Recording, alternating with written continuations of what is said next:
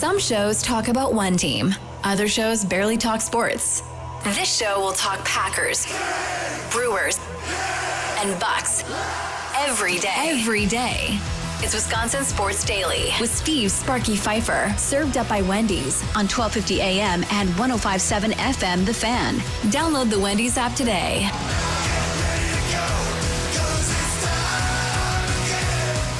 All right, here we go. Time again to do our thing here on a Thursday, almost to the weekend. Almost there. Now, for me, truly, it's really never, for me, really getting to the weekend. That's never really a thing for me because I love what I do. Charlie is really never getting the weekend for him because he works less during the week than he does probably on the weekends. It's not like you even get a day off, right? You work Saturday and Sundays anyhow. Not really. This Sunday, I have a day off, though. Oh? I'm going to the Cubs game, so it's going to be a good time. Who do they play? Come on, Cubs fan. You don't even know. I don't know. Oh, I'm going with my God. girlfriend family, honestly. I just ride Hold along, on. you know? You got tickets to a game. You don't even know who they're playing. I didn't get the tickets. That's the thing. But you know you're going. You didn't look to see the pitching Boston. matchup? Boston. Well, okay. That's not the main reason of this journey. Isn't the baseball side of things. It's like you're going to propose? No, it's like a family reunion and stuff for her family. So they're It's a great time to propose. Sparky. At a family reunion, Sparky. all these people are there. Everybody with phones to take pictures. And you're at Wrigley. We could do it. We know a guy. Weren't you the one just talking about how I work 7 days a week? Yeah, so what? She knows that. Y'all are together. No, I don't make enough money for a wedding or anything We right now, know man. a guy down in Chicago who's happens to have the station where the Cubs broadcast. It could probably pull some strings, maybe even make it even bigger for you at Wrigley. You get yourself too excited over things, man. I don't know, man. Just saying. It's that opportunity. You can wait and have it happen to you what happened to me.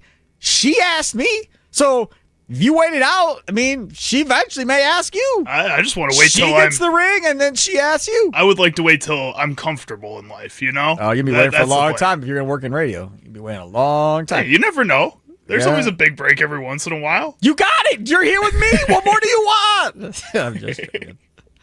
Okay. So coming up on today's show, this has never happened that I can remember on this show since we've started. I don't think. I don't think it happened at any point last year. Now, I do have a text out to Kurt Hoke, so maybe we'll get Kurt Hoke. But as of right now, guest free again. Kurt Hoke was literally the only person I asked. I didn't ask anybody else. I could have asked Eric Name to come on because we're going to talk a lot about Eric Name's piece in The Athletic today. But then I was like, well, what's the point? He's got part 2 coming tomorrow. What happens if part 2 is better than part 1? And then I waste my time getting Eric Name on Thursday when after part 2 comes out, maybe it's juicier than part 1, this interview with John Horst he did, the Bucks GM. So I was like, no, I'm not going to ask Eric Name. So here we sit. Guest free again today. Going to be lots to talk about. Bucks, Brewers. We have a youth sports topic. Charlie has lived my life with me in youth baseball and so forth for the last couple of years.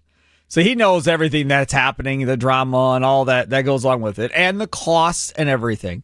And we talked about this, was it last week, earlier this week, about how people think that basketball is pricing themselves right into the golf category where people simply can't afford to even play the sport or compete at a high level in a sport. So I want to talk about youth sports in general. And maybe this is the thing, maybe not just basketball. Maybe it's baseball. Maybe it's club volleyball. Maybe it's softball. Maybe it's everybody that's kind of getting priced out. Maybe it's not just a basketball thing. So if you're a parent and you have kids in youth sports or you had kids in youth sports, I want to have that conversation because my boy Charlie over there is like, my kid's only playing Little League. He's not playing travel ball. I'm announcing it now. Mind you, she's not pregnant or anywhere close to being pregnant at this point that we know of, but he's already made the declaration that he's not, or she is not going to play travel sports. There's too much going on there, man. Yeah. So we'll get into that coming up at 2:40. Looking forward to doing that. We also have this NIL money thing with the president that I find very interesting. There are a lot of people irritated by it, and I understand why you're irritated, but I'm very intrigued by the whole idea of what he is proposing. So we'll get into that in the 4 o'clock hour. Let's start off with this piece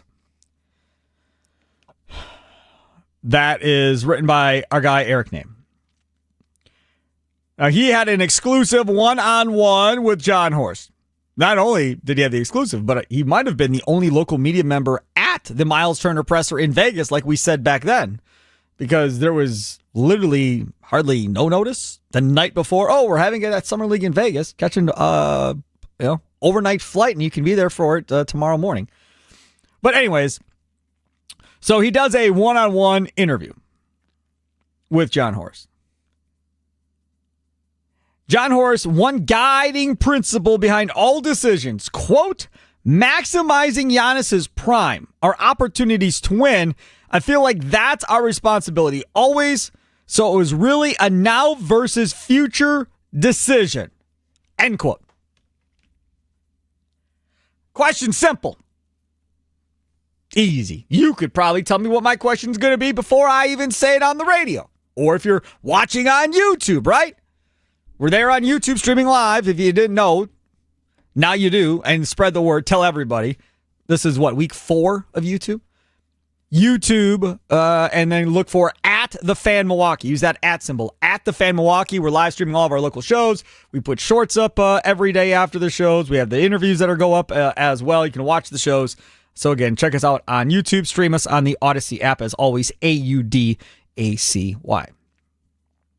How would you say that John Horst has done in maximizing Giannis's prime?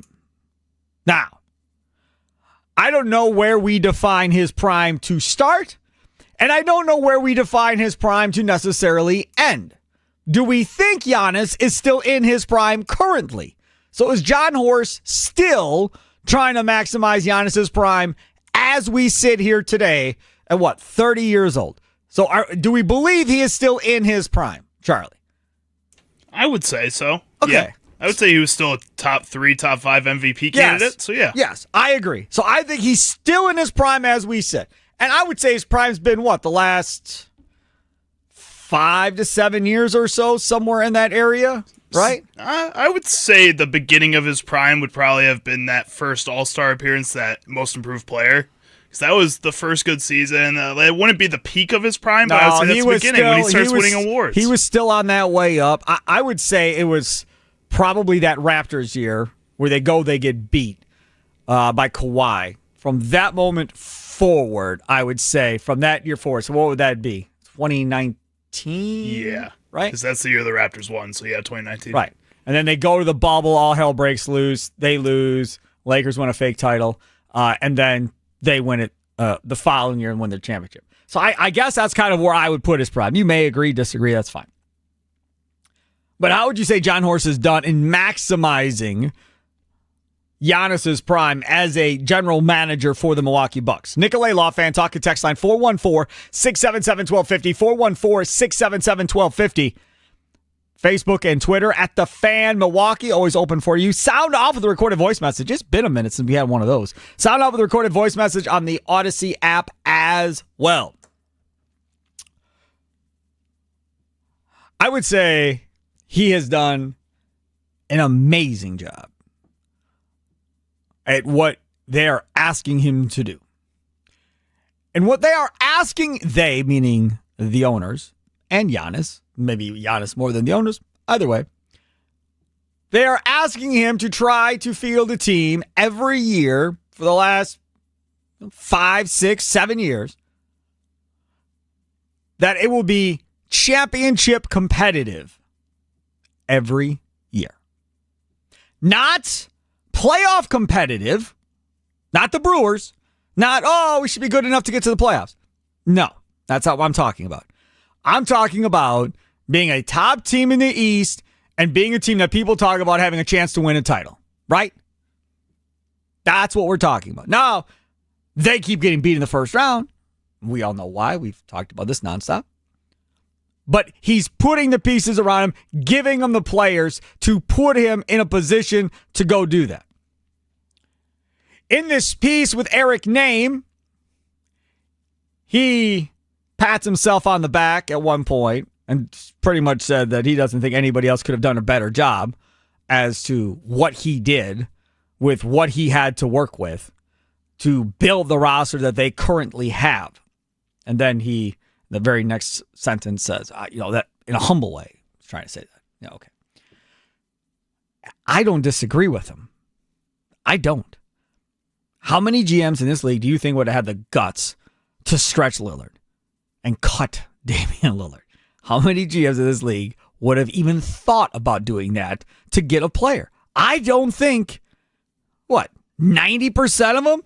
The one executive called Horst reckless for what he did, right? He is sitting there like, dude, I'm the man. That was amazing. I can't believe I just pulled that off. And meanwhile, there's league executives around the league like, dude, what is he on, man? Why would you put that much money onto your payroll going forward? Now, to Horst's point is, yes, with risk comes reward. Fine.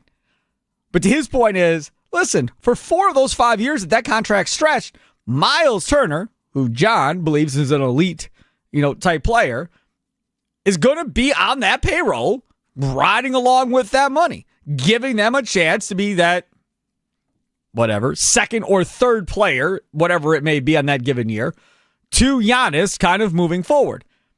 And definitely here in the next 2 years gives them every opportunity to play.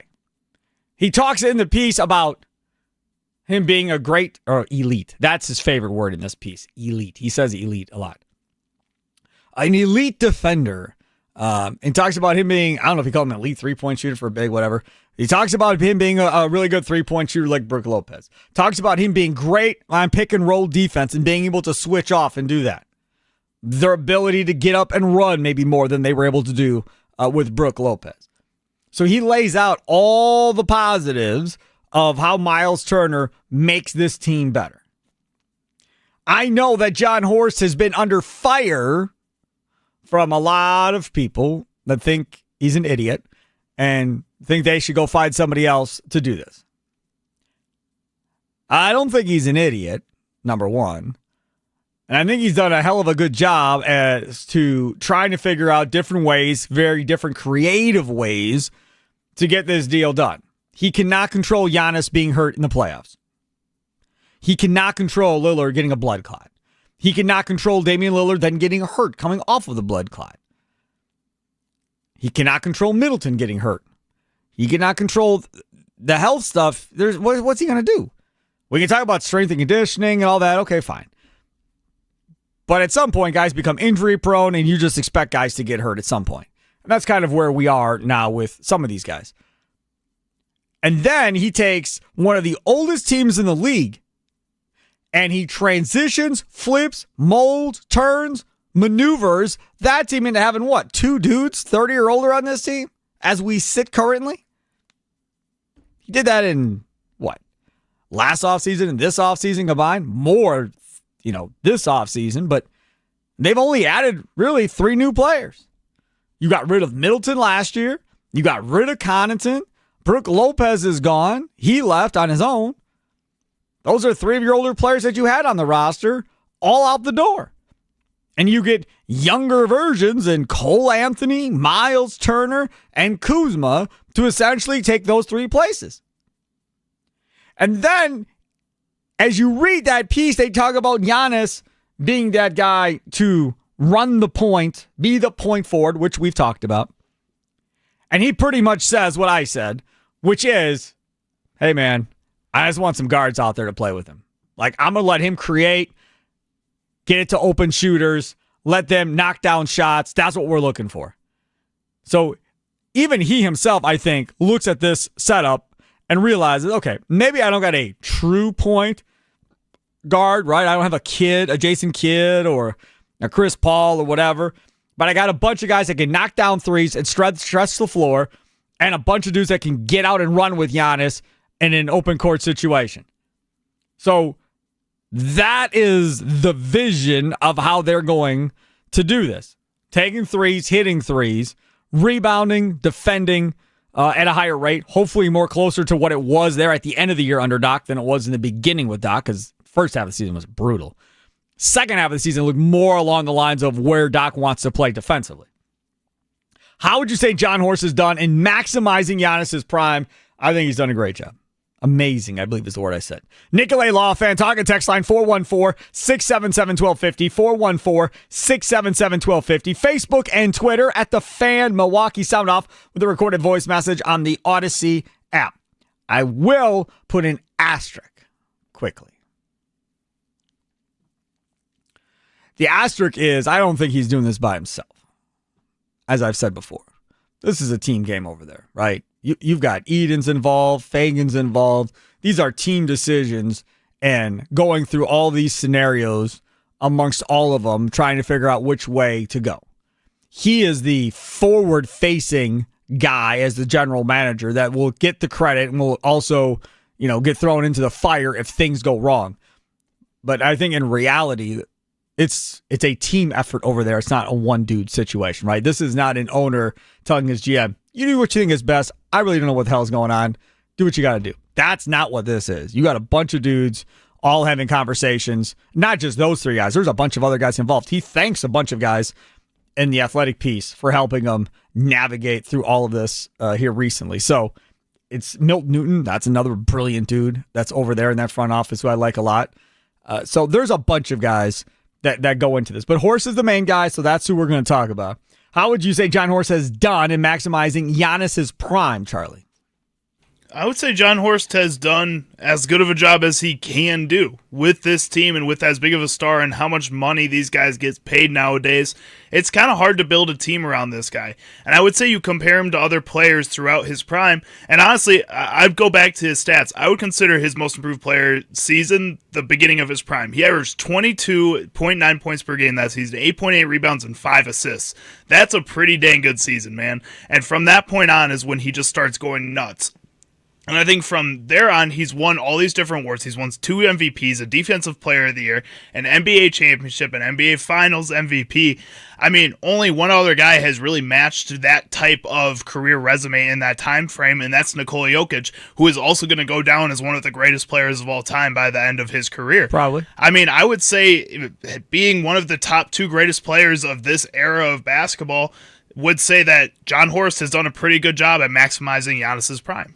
Yeah, and I understand there are some people that have their issues one way or the other with John and things that they wish he would have done differently and so forth. But in this specific deal where he talks about his deal is maximizing Giannis's prime, I think it's very hard to argue that he hasn't done a great job. And that's what irritates me about this whole Giannis not wanting to just say what it is at this point, which is, dude, I trust this guy. He's good. We don't need to have this drama every offseason. I trust him. Let's go. Instead of, I got to put pressure on him. If I don't put pressure on him, maybe John won't do anything. Like, it's complete nonsense. Okay, take a quick time out. Come back on the other side. A prediction made by CBS Sports for the Brewers of who they're going to acquire at the trade deadline. It's pretty much the best bat out there. And for what, you ask? I laughed and said, this should have already been done. If that's what this is going to take to get done, I would have already done this deal. I'll tell you what that's all about coming up on the other side of a quick timeout. Hey, if you love Wendy's classic chocolate vanilla frosty flavors, there's some big news. They're all new Frosty Swirls and now Frosty Fusions. Same creamy treat that you've always loved. Now they flavor refresh. So what are these new flavors? Okay, well, we've got the Frosty Swirls, strawberry, brownie, batter, caramel. Always ask for the extra swirl.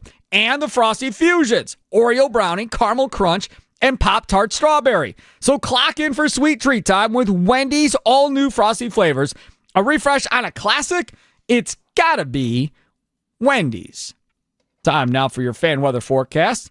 Right now, it's gotten much cooler. Charlie, I'm assuming you like what we have today outside? It's so nice out, Sparky. Drove out here with my windows down. Felt real nice.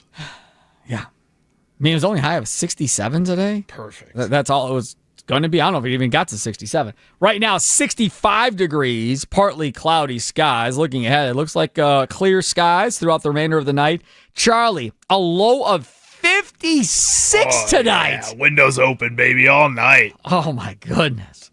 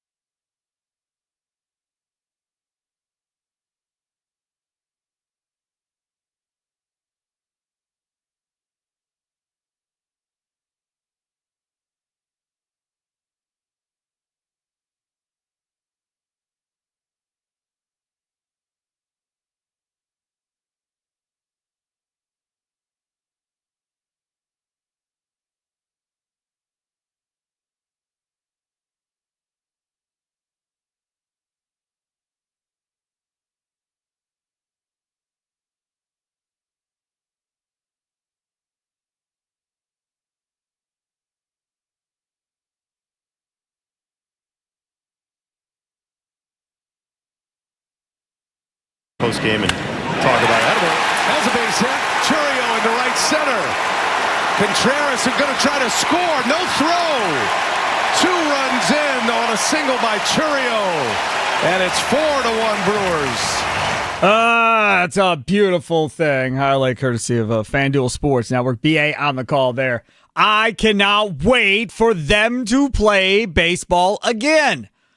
I have seriously been kind of bored out of my mind waiting for them to play another baseball game, Charlie. Are you missing baseball like I'm missing baseball at this point? A little bit. I mean, we just had the All-Star game, man. Right. Your team's slipping and sliding out of first place. Still in first place, as far as I know. Game, but it's slipping away a little bit. It's all right, though. I'd be wanting a break, too. I've been paying so much more attention to the Brewers at this point, man. Like, I've been so lost on some of this Cubs stuff. It's been so beyond, like, since they started losing games, it's been like, okay, the Brewers are winning. Let's focus on them. Yes, right. And this is your job. That's the other part of it, too.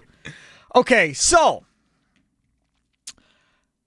I want to tell you, because listen, part of what we do here, and really what should be any sports talk show, I'm not going to sit here and judge how people do their jobs, but really any sports talk show, really what we're doing is we're being the dorks, right? We're scouring the internet. We're reading everything we can get our hands on, all over social media, trying to find stuff, all of that. And then the hope is that a lot of you may not have seen the story or seen the social media, and we can kind of get you updated on kind of what is out there. Well, I saw this thing earlier today, and it's predictions, or they call it bold predictions, for the next half of the MLB season on CBS Sports. The very first bold prediction involved the Brewers and the Diamondbacks. The prediction was Milwaukee will trade for third baseman Eugenio Suarez. Now, what do you think my reaction was when I saw that headline for that proposal? See you later, Tobias. Well, I didn't even read that part of it. I just saw the headline. And I was like, all right. Hell yeah. I'm in. What's it going to take? And as you can hear, good old Charlie ruined it. But as it says in here, he says the Diamondbacks are kind of sort of maybe hanging around the wild card race. That said, the trade market is light on quality infielders. Cashing Suarez in as a trade chip in a seller's market makes sense. I'll say Suarez goes to the Brewers, and the main piece in the return is righty Tobias Myers, who's been squeezed out of Milwaukee's deep rotation. In overpay? Yeah, probably. But whoever gets Suarez will have to win a bidding war. I ask you, would you do it? And if the answer to the question is yes, I would trade Tobias Myers to get something with, 28 home runs or whatever he's got right now. Yeah, I'd do it. And then what else would you give into it? Maybe you'd have to give more than Tobias Myers. Maybe you got to give another player to go with Tobias Myers to rent Eugenio Suarez at this point. Or maybe it's just Tobias. Nikolai Lawfan, talking text line 414-677-1250, 414-677-1250. Facebook and Twitter at The Fan Milwaukee. Of course, don't forget on YouTube, subscribe, like, do all that fun stuff. We would appreciate it. At The Fan Milwaukee on YouTube. Again, the @ symbol, The Fan Milwaukee. Some dude hopped on here. Our boy Josen Zola. I was going to say, I think it's Joe. Joe hops on there and just puts, yo. What are you, Razor Ramon? Yo. Yeah, what's up, Joe? How are you? So, I think, from my perspective, that, yeah, bye-bye Tobias Myers. See ya. If you want to give up a prospect or two, we're not giving up like a top 5 prospect or anything crazy like that. But if you want to give him some guy that's, maybe ranked like 30th or something in the system or whatever to go along with Tobias Myers to get Eugenio Suarez, that makes sense. Arizona is going to trade pitching, right? Zach Gallen has not been good at all. Now, that does not mean that he cannot pitch well for somebody else here in the second half of the season, but he has been on the struggle bus for a majority of his starts. He had a couple of decent starts, and then this last start before the All-Star break, he got blown up again. But I think somebody will probably roll the dice and think they can fix Gallen and bring him in. You have Corbin Burns that is having Tommy John. That was your big centerpiece deal. And the rest of that rotation hasn't really worked out. If you want to talk about needing pitching, they really need pitching. So if it is, say, Tobias Myers and some other pitching prospect that's way down in the Brewers farm system in order to get Suarez done, yeah. I mean, I can't imagine anybody would have an issue trading Tobias Myers at this point, right? I don't think so. Nobody looks at Tobias Myers and goes, oh boy, he's untouchable, can't move him. He's a fill-in guy at this point, man. This is too stacked of a Brewers rotation. To worry about keeping him. Exactly. Right. KJ in West Dallas, you're next on the Nicolay Law Fan Talk text line. What's up, KJ? Hey, Sparky, thanks for taking my call. Sure. Hope you can hear me. I'm in the car wash. Yeah, you sound fine, man. I got to get my car washed, too. Okay, cool. Hey, if Arizona wants to do that trade, do that in a heartbeat. Not even a heartbeat. I mean, Tobias Myers for Suarez? Are you kidding me? There would be no question I would do that trade. But they're probably going to want, that would be the police of the year if they did that. But they're probably going to want something else, a controllable piece that the Brewers have right now, along with him, if they were going to do that trade, Sparky.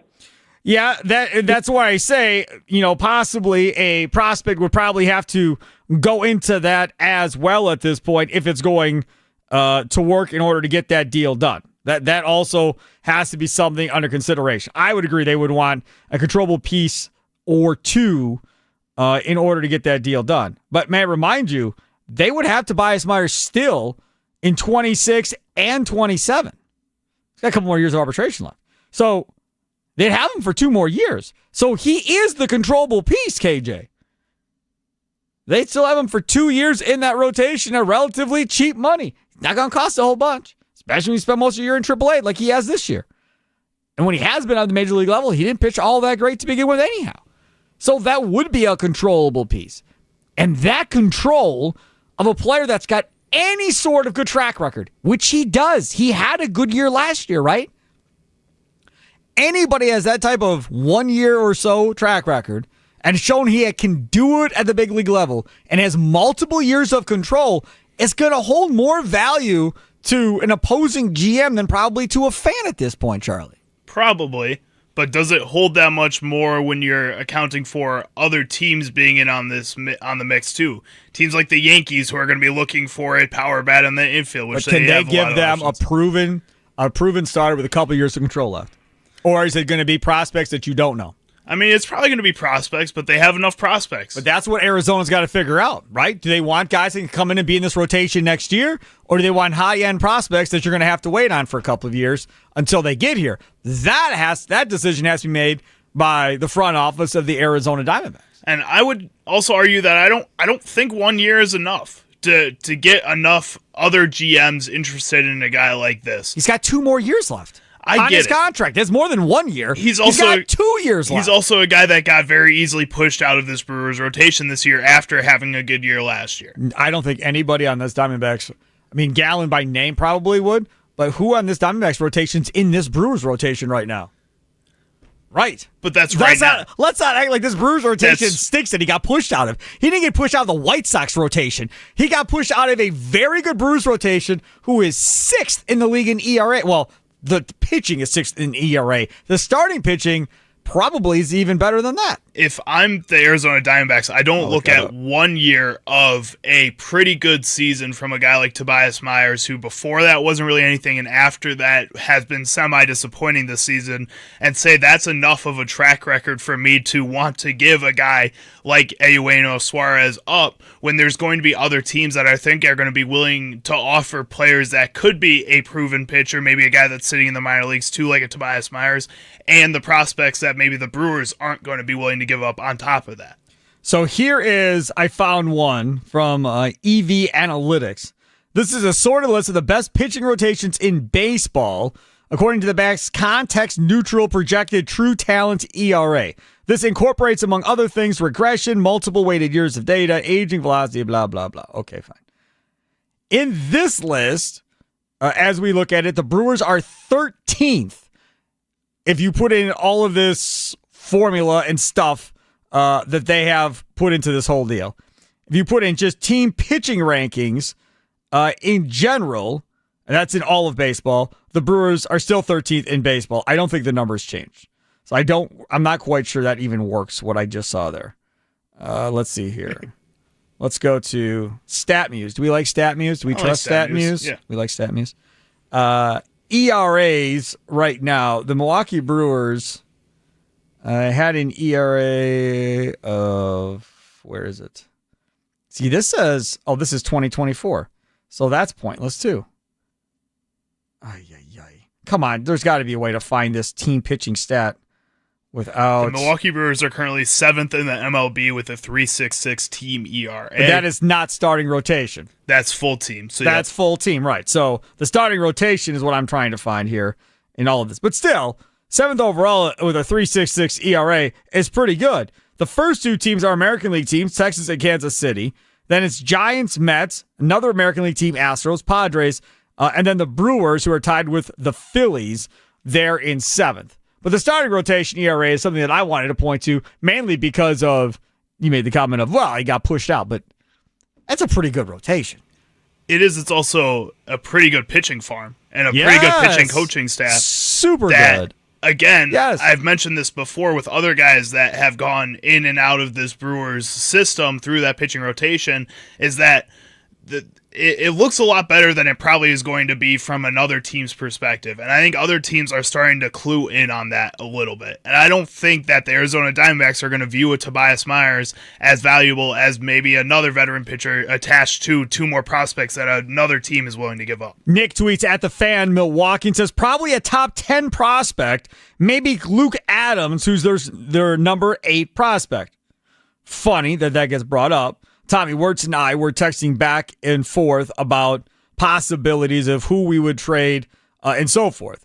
And he said, who in the top 10 would you let go? And he said Adams, ? I disagree. Mike Bove, or whatever his name is, I'd let him go. Tyler Black, I'd consider, I wouldn't consider, he'd be gone already. Tyler Black is another one. He's ranked on the top lists on MILB. I want to say Black is like 11th or 12th on their prospect list. So Tyler Black would go, and Brock Wilken is a lot of power and not a lot else. So that's another guy, depending on the player that I'm getting back, that I wouldn't be too hesitant necessarily to give up on. I still think he's going to be a big league third baseman. But if it gets a deal done, fine. The only reason I say no to Luke Adams is because I just think they don't have a first baseman right now. Now, if Andrew Vaughn does what Andrew Vaughn's doing for the rest of the year, and we get into next year and he continues to do it, okay, then he gets an extension and he's your answer and we don't care about Luke Adams. But as we sit, it's Rhys Hoskins and that's it. So, and Luke Adams is coming. So, from that perspective, I'm not too hip to the idea of moving off of Luke Adams when he potentially could be that first baseman at some point here. I don't know. Andrew Fisher is coming, is eventually here, isn't he? He has a couple years of college experience. They're going to play him at third, they said. I mean, we have guys like Brock Wilken, who, if he's not going to be playing at third, if Andrew Fisher's going to be playing at third at some point here, where is he going to be playing? And you also have the kid they drafted from Tennessee last year, who's also a first baseman with a lot of power. You have Batanti down there. He's coming too. You have a lot of players here that, yes, I know you want to keep the top prospect at that position, but you have other options, man. We got a lot of positional versatility in the minor leagues. Let me clarify. I don't want to give up guys on the top end of this prospect board unless it's guys that I'm getting back with control. So if I'm getting back a guy that I've got 5 years of control on, or 3 years of control on, or 2 years of control on, okay, then I'll do this, right? So, for instance, we trade for a hitter. That's not the case for Suarez, so it would have to be somebody else. You trade for a hitter, and you still have 2 years of control, and the guy's like 26, 27, and you have 2 years of control. Okay, now I'm willing to move somebody closer to the top of the list, or a couple of guys, if that gets me a stud hitter in here. Like we were talking about, who was it? Was it Acuna? We weren't talking about Acuna. Who were we talking about? From Atlanta? Is that who we were talking Riley, about? Ozzie Albies. We brought up both those guys. We didn't bring up Acuna? Yes, we did. We talked about him a couple weeks ago. Acuna was a big topic, right? Yeah. About what you would give up. Yeah. that is a guy that I would give up all of those players for, or a lot of those players for, to get a young stud power hitting outfielder. Hell yes. To rent a player for a half a season? No, I'm not. And I don't know how many other people are going to be willing to do the same thing, but I'm not willing to give up guys in the top of this food chain to rent a guy for a half a season. I'm fine giving up Tobias Myers and some other cat like 20 to 30. Okay, fine. We'll do that for Eugenio Suarez, and they'll be happier than you know what, because they're going to get a pitcher they can put in the rotation and not have to worry about for a couple of years, and they get a future guy they can still tell the fan base of, well, this deal is now, but the future is coming, and we really love this kid too, and that's where the payoff's going to be. So you kind of win both ways on this. I don't know what their best offer is going to be, but I agree it's going to be a bidding war for Suarez, because there's a lot of teams that need a third baseman right now. He's going to be the top guy out on the market there. When I look at this Brewers team, I just see a whole stockpile of just guys that potentially may not be valuable to this major league roster at some point in their career. And I know, again, that it's nice to have all those prospects and have all those options. But, man, if you can overpay a little bit, why not just do it? Just start moving on from these. Make decisions in your minor leagues as well, too. I know you want to get players back. But if Eugenio Suarez, you feel like, puts you into that category of a World Series contender, which right now, based on the Brewers' record, based on how hot they're being, they are a World Series contender, I think you have to go and do that trade. One World Series, I think, is worth it for a franchise like the Milwaukee Brewers. Yes, you want a dynasty at some point, but you have the pieces still to have a dynasty if you were to trade a Luke Adams, too. Also, by the way, the Brewers are 5th in starting pitcher ERA in the MLB right now. They have a 3.39 ERA according to Fangraphs. 3.39? 3.9. The Philadelphia Phillies are number 1 with a 3.25. Texas is number 2. The Royals are number 3, and the Mets are number 4. So top 5. That's damn good, man. It's a top 5 rotation. And they just got Mizorowski. Have Mizorowski stay in that rotation now the rest of the year and watch how that number continues to drop. And Woodruff just came back. Like, that number is going to get under 3 possibly. Don't jinx Woodruff now, Sparky. Don't do it. I'm not. Leave me alone. Potawatomi Sportsbook, that's where you want to go. They have all 30 sporting events you can watch at one time up on that 2,000 square foot, huge big screen. Huge. 6,500 square feet, 2 levels. You can rent that second level out. Parties, business meetings, whatever the case may be. How cool would that be? Have a business meeting at a sportsbook up on the second level. Have some food brought up to you from all the great people that have food there at the Potawatomi Sportsbook kitchen. It's amazing, man. 48 beers on tap, dozen different specialty cocktails, brunch all day, burgers, salads, wraps, wings, 7 different types of wing sauces, homemade desserts and pastries. I mean, you were there, Charlie, weren't you? We had all that whole huge food spread up there on the second level. I was not there for that one. I was there for a different food spread that they had, though. Delicious. It was delicious. Regardless. Oh, you went for you went for the media tasting. So you got all that food before I did. Yeah, so anyways, so the food is absolutely delicious. And I always recommend reserving a seat, right? Because you're going to be there for 3 hours, maybe longer. If you're there on a football Saturday or football Sunday, you may be there for 6 or 8 hours. You may be in there gambling and having some food and beverage and so forth. Go to Potawatomi.com/sportsbook. Potawatomi.com/sportsbook. Nominal fee to reserve a seat, a table, or a booth. And they have big booths. Like if you're going with a group of like 5 or 6 people, get one of their big booths. Man, lots of room. Potawatomi.com/sportsbook. Potawatomi.com/sportsbook. That fee goes towards your food and beverage, and you're going to spend that money anyhow, so just go ahead and do it. Coming up next, if you have kids in youth sports, if you had kids in youth sports, I want to talk with you because NBA players, former NBA players have been talking about how basketball is pricing itself out with the inner city kids and so forth, and it's becoming like golf. But I don't think it's just that. I think there's more to it, including probably sports that your kids are in. We'll talk about that next. I want to hear what you all have to say.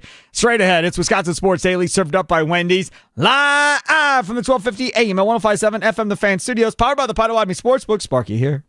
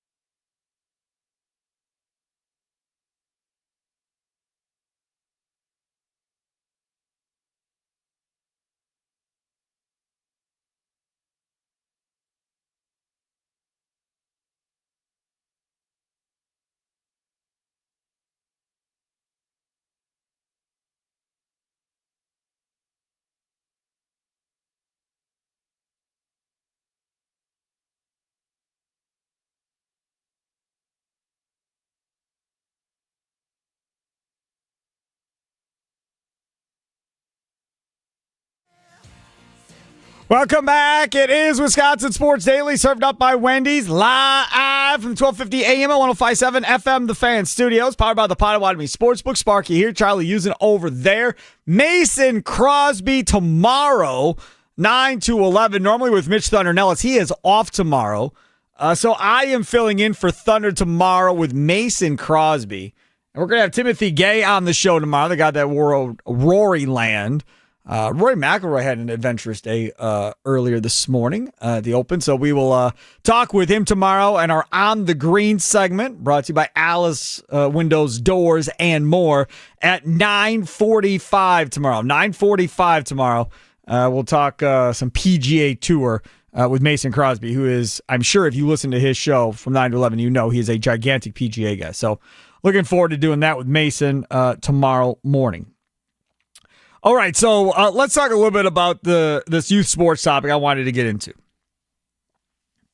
So as you well know, or you may not know, I guess, if you don't have kids that play baseball, it is that time of year where youth baseball teams are doing their tryouts and so forth, and parents and kids are hopping from one team to another team, either because their kid didn't get offered back or because the parent feels like their kid could, be in a better situation at another team, or somebody at another team is recruiting your kid and the parent telling them, hey, if you come over here, we'll give you A, B, and C. And sometimes that happens, and other times you get lied to, and they're just trying to get you off the team you're on or just trying to get your money. And, there's no way really to know whether or not it's going to work out the way they promise until you actually get there. But either way, as we go through this, and my conversations with Charlie, my producer, who has no kids, got a girl, but got no kids. Girlfriend, right? No kids, not married. And as he has heard about all of this and cost, Charlie, what has been your response for when you have kids?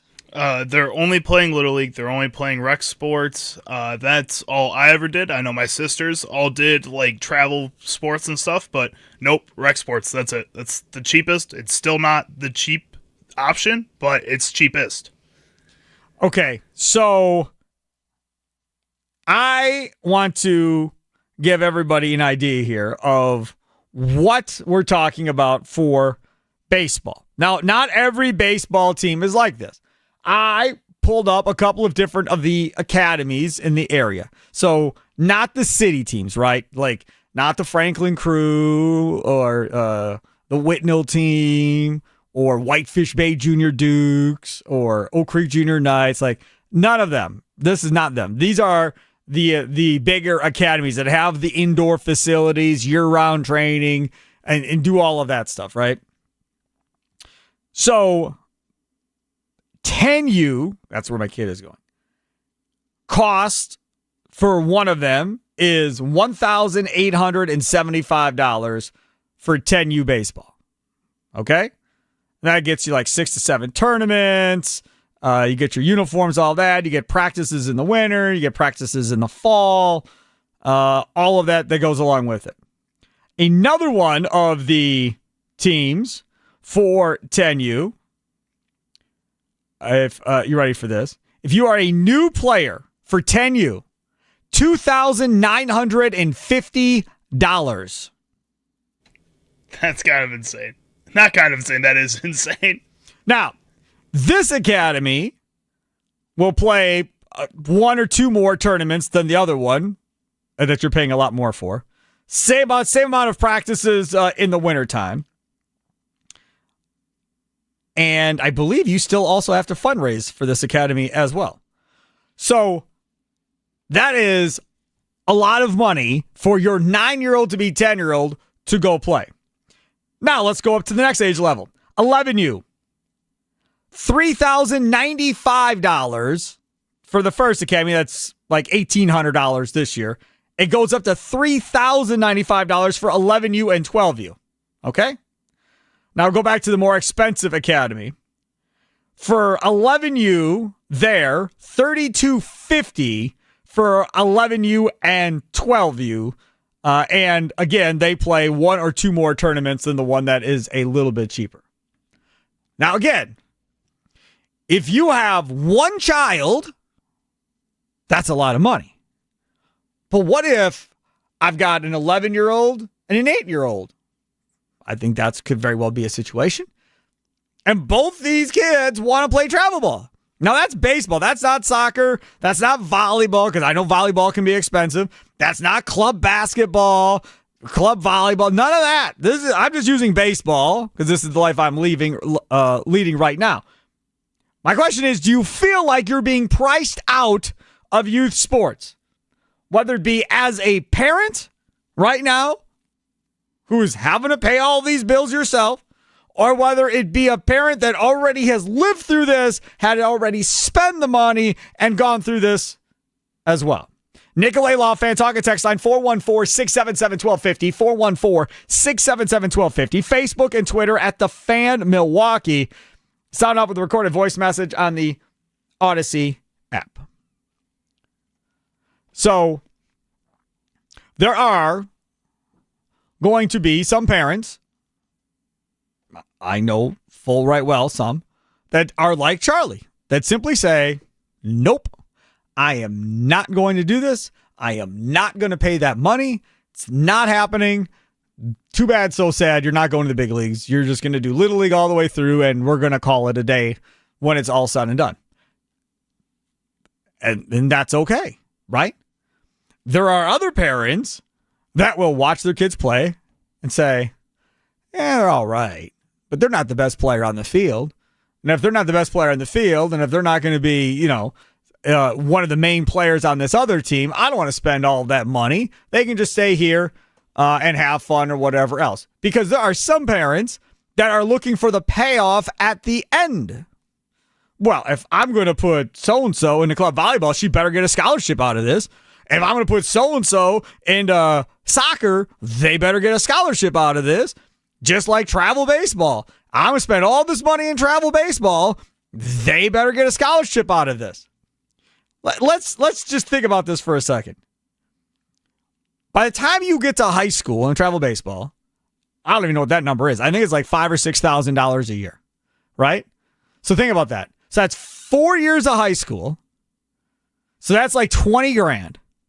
Plus, if your kid started at like 8 or 9, coming all the way up, that's like another, what is that? 3, 6, 9. That's like another 20 grand. So you spend somewhere in the area of $40,000 to $45,000 in travel baseball if your kid starts earlier with academy ball and plays all the way up and through high school. Now, is that kid going to be guaranteed a college scholarship? I don't think guaranteed, but I think there's probably a good chance they'll end up, worst case, maybe on a D3 school. You said at your school at Elmhurst down in Illinois, they had kids walking on. There's guys that would just play regular high school baseball and didn't play travel ball. And you can still go play at college to some degree, wherever you go, whether that's a D3, whether that's a junior college. Honestly, baseball's a sport you can play your entire life. There's adult baseball leagues, at not the just Rock, softball leagues. Baseball leagues. Baseball. Yes. You can keep playing these sports. Not softball, baseball. Your career isn't just over because you don't play these travel sports or because you don't go to a big college. This is just a really weird precedent that's being set, in my opinion, by all these different sports when there are still high school sports. And honestly, the high schools aren't doing that great of a job of promoting their own teams over these other teams that are trying to take these players. You talked about it. Your high schools aren't working out with a lot of these teams. This is the thing. So, depending on where your high school is, there are some high schools in the area that struggle to get enough kids to play on the baseball team. And then the kids that they do have, some of them haven't really played anything outside of like Little League or whatever the case may be. Why? Because their parents can't afford to send them to an academy or whatever else. So their skill level and everything else is kind of not as far as where it should be. But if you take those same kids who are on that team, you take them out, you move them over, and you put them into a bigger high school where there's maybe more money in the community, whatever the case may be, where you have tryouts for a baseball team and there's 30, 40 kids, 50 kids trying out for a baseball team, and almost all of them are on some type of travel baseball team playing somewhere. Those kids have no chance of making a baseball team whatsoever. And it's relatively easy to see If you, and again, I feel like I'm pitching for you to sign up your kid for the academy, but in my opinion, it is the best way to get your kid as farther along as possible. Not the only way, but it's definitely one of the best ways to do it. If you take a kid that plays travel ball, and this doesn't have to be the academy, this could be whatever travel ball, right? It could be like some of the schools, some of the other ones I was saying. But if you leave them in Little League, and then you go to a travel team that practices year-round with an indoor facility and all of that, and you go back the next summer, that kid that was on that travel ball team that might have been at the same level as your kid that's in Little League, by the time they get through that winter and come back on the other side, is going to be significantly better probably than what they were when they stopped. And that kid that just plays Little League will have not improved at all, more than likely. And then that kid then is essentially way behind at that point, kind of going forward. When you start talking about eventually, playing in high school and all of that, you've got to be in a situation or a town where there's not a lot of kids going out for baseball, or there's not a lot of kids that can afford to play travel baseball or whatever, and those are the kids that are coming out, and now it's fair. The problem is then when you get into the high school season, you get smoked because you don't have the kids to compete at that level, right? I mean, that is a big, big deal. I got one here on the YouTube chat. Travel sports in general, in my opinion, have become nothing but a money-making machine. You are taking the youth right out of the kids. There is too much emphasis on winning, then developing. Also, there is burnout by the kid as well, and all that money went to waste. That's from AB on YouTube. So this is the other thing. The comment of all the money went to waste. I don't like that comment. And the only reason I say I don't like that comment is, and again, we do it differently probably than other parents, but we made a promise to our kids, and I've got 2 older kids, 2 younger kids now. We made a promise to our kids that whatever they want to do extracurricular activity-wise, it doesn't have to be sports, it could be whatever. It doesn't matter to me what they want to do. But if there's a cost involved and we have to get them there, whatever else, we have always stated if we can afford it, we will make it happen one way or the other. At the expense of us doing stuff that us as parents want to do or whatever. Like, for a number of years, our family vacations were wherever our older kid was going for baseball. Oh, we're in St. Louis? That's our family vacation. Oh, we're in Iowa again? There's our family vacation to Iowa. Many years, family vacations to Iowa and Indiana. So that's kind of what it is. And there are other parents that simply don't want to do that, have no interest in doing that. But I would never say, me personally, that it was a waste of money because there's not a scholarship at the end of the rainbow or not on the high school team or whatever the case may be. No, it was all worth it. All the memories that were made by that kid and playing and all the friends that kid made and all the experiences. And I believe sports teach you a ton. About yourself. You're just a better person most of the time, and the coaching and all of that, and then all the friends that you make as from parents to parents and so forth. I would never ever look back and go, oh, that was a waste of money. Because if you think you'll ever say that, then you are in it for the completely wrong reason as a parent. I think that's exactly how you should look at it.